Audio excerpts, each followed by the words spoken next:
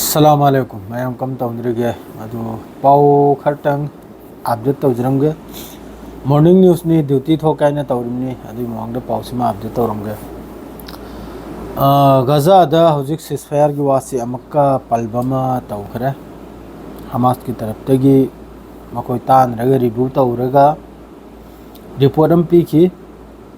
Report सिदा Hamas नहारिमनबु अहमदा मी अपुलबदा मी 34 थादोकपा असिदा असीबसु अहिंगबसु लोइमक्सु यावरे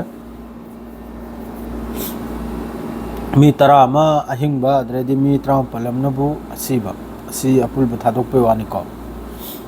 असिदा important Odissi हौजिक Israel की तरफतगी America की विटकॉफ हारिदो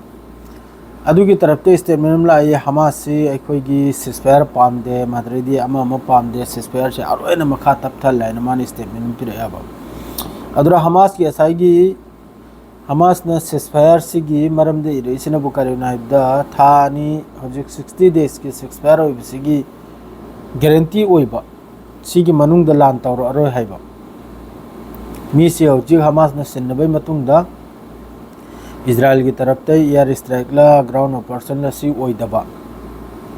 2 नंबर दना बो गाजा मनुंग दे लाइरबा आईडीएफ की लान में पुनमक थोखिबा अदरेदी चानिंगाय थकनिया हजि मोहन ब्लॉकेट तौदना थमजे सी लोइने चंगलप याम साथीना अदुगा अलोय बिदना बो परमानेंट सिसफायर ओइबा अदु विटकॉफ ना हारबा मादु हजिक्की मखोइना विटकॉफ अमसुंग अमेरिका की विटकॉफ माद्रेदी इजराइल मकोइने साराइबा हजिकी वाफम सिदा सिगी वा मखैसे यावदा लान पूरा लेपा आईडीएफ विड्रॉ तौबा गाजा दगी माद्रेदी चानिंगाय थकनियाय लोइने चंगलप सिगी वा अमफाव यावदे बस यावरुसि करिनो हाइबदा मी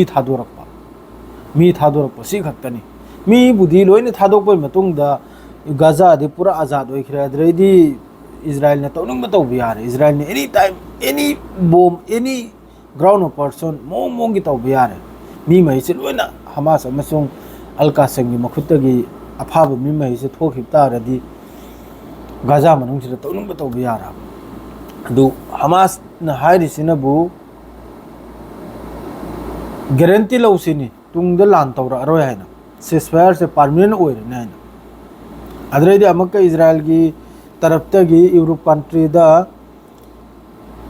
यूके अमसुंग फ्रांस असिने चिंगबा मखैदा अमक्का इजराइल की कैबिनेट मिनिस्टर अमखना पेसार पी हमास की मथकता पेसार तवाइना सिसफायर तौनबाइना हमास ने सिसफायर याद्रिस हाइना असल ददी मखोइने पिरेइबो वाफम दु यानिंगाय वाम फाव यावदाव अदरे सोम द ईरान की लागे सिंबल ओरमगा ईरान दा ngarang रिपोर्ट अम थोगलई ईरान की मखुत्ता होजी न्यूक्लियर बॉम्ब मापल साबगी यूरेनियम से पूरा अखोई सेमदोक सादोक्तना लेबगी वानिको अदु ईरान की तरफ ते अदु ओइदबो वानी आइकरा स्टेटमेंट अमका थोगलई अदु चुमदे अदु अलालबनी अदु असेंबो वानते अखोइदी बस अतोप फायदा गे दमक्ता यूरेनियम सी सेंगदोकपनी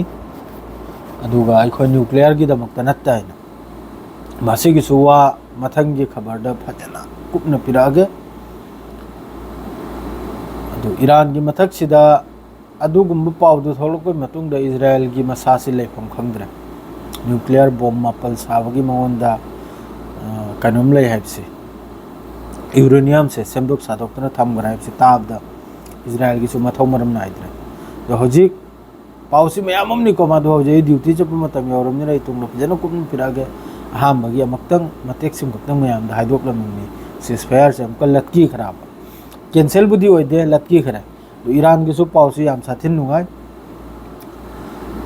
ईरान की मथक जे रौजी इजराइल जिने अटैक तौगदोर ब्रासी सोमका याम सक्सल बमा फिफम लाग लौजिकता अदो जे ड्यूटी से चलगे अदुगा फजना फम लेगा अदन रिपोर्ट से सारगे मयाम दा तहन जरगा तुंदा जिकले सीरियल होजरा सलाम अलैकुम।